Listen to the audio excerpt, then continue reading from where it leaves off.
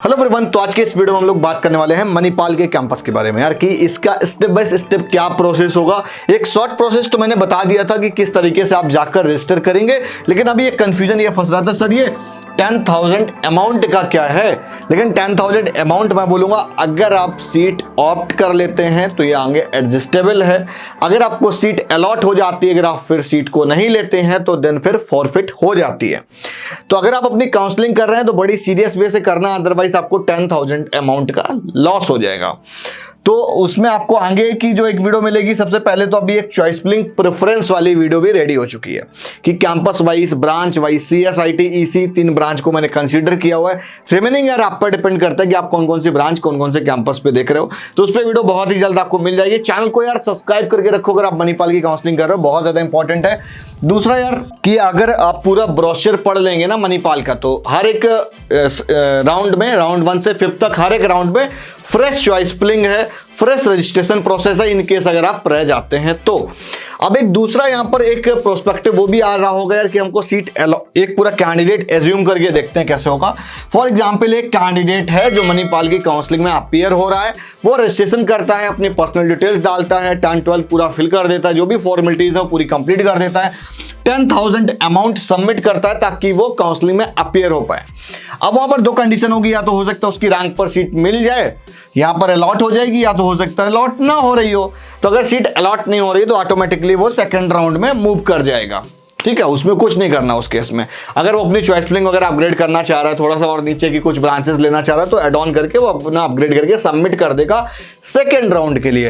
अब अगर जो अलॉटेड है, तो अलॉटेड के लिए क्या है कि अगर वो सीट अपनी ऑप्ट करना चाह रहा है, इट्स मीन कि जो ब्रांच, जो कैंपस मिला हुआ, कोई दिक्कत नहीं है, 10,000 जमा है, जमा रहने दो। उसके बाद में 1,65,000 डिपॉजिट करेगा, रिमेनिंग फीस 1,60,000 का उसको डिपॉजिट करनी है, वो पूरा शेड्यूल में दे रखा है।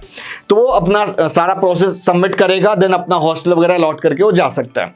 दूसरा एक यार, वो अगर उसको जो सीट ऑप्ट की हुई है, जो इट्स मीन ऑप्ट नहीं बोलेंगे, उसको बोलेंगे जो मिली हुई है सीट उसकी, वो आगे के राउंड में भी जाना चाह रहा है, तो उसके लिए वो अपना अपग्रेडेशन वाला ऑप्शन सेलेक्ट करेगा।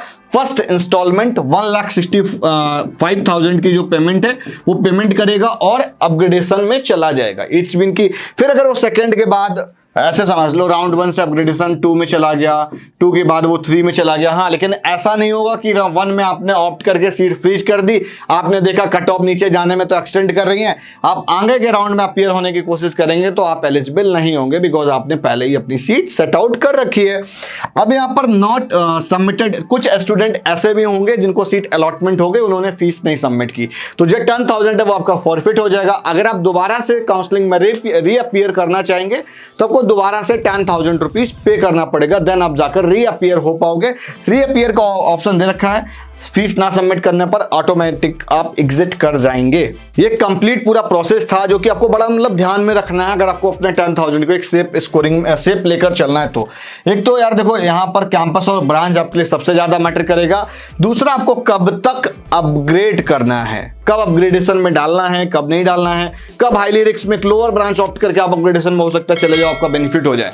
तो ऐसे भी राउंड्स है जो राउंड 1 से राउंड 7 तक को आपको कैसे यूटिलाइज करना है वो आपके लिए सबसे ज्यादा इंपॉर्टेंट है। आप जिसको मैं बोलूंगा राउंड 1 से लेके 6 तक मिल जाएगा, देखो राउंड 1 से 5 तक जिसको मिलेगा वही 6 में अपीयर हो पाएगा। तो अगर आपको ऊपर सीट मिल जाती है देन तब तो कोई दिक्कत नहीं है। राउंड 7 में वही कैंडिडेट अपीयर हो पाएंगे जिनको सीट अभी तक नहीं मिली हुई है। तो दोनों में कैसे अपीयर होना है, किस अकॉर्डिंग सीट अलॉटमेंट लेना है, तो बहुत ज्यादा इंपॉर्टेंट। उसमें आपका एक मेन फैक्टर रहता है जो कि है चॉइस फिलिंग। तो यार चॉइस फिलिंग को बड़ा प्रायोरिटी में, बड़ा एक प्रेफरेंस में लेके चलना, और आपको पता होना चाहिए कि कौन सी ब्रांच वगैरह अवेलेबल है, और रिफंडेबल पॉलिसी को थोड़ा सा ध्यान में रखना है। तो चॉइस फिलिंग वाली वीडियो बहुत ही जल्द मिलने वाली। चैनल को सब्सक्राइब करो, और एक कॉमन मैंने चॉइस फिलिंग ली हुई है स्टूडेंट के अकॉर्डिंग कि किस किस तरीके से कौन कौन से फैक्टर रखे जाएंगे, सारा एक डिटेल में डिस्कशन किया हुआ है। जाकर कमेंट करो अपनी रैंक, और हम बहुत ही जल्द लाइव आएंगे तो आपके अकॉर्डिंग आपकी चॉइस फिलिंग भी बताई जाएगी। चैनल को सब्सक्राइब करो और वीडियो को लाइक करो, ज्यादा से ज्यादा शेयर करो। व्हाट्सएप ग्रुप दे रखा है, जाकर ज्वाइन करो, जो भी डिस्कशन करना है आप वहां पर हमसे डाउट क्वेरीज क्वेश्चन कर सकते हैं। Bye bye.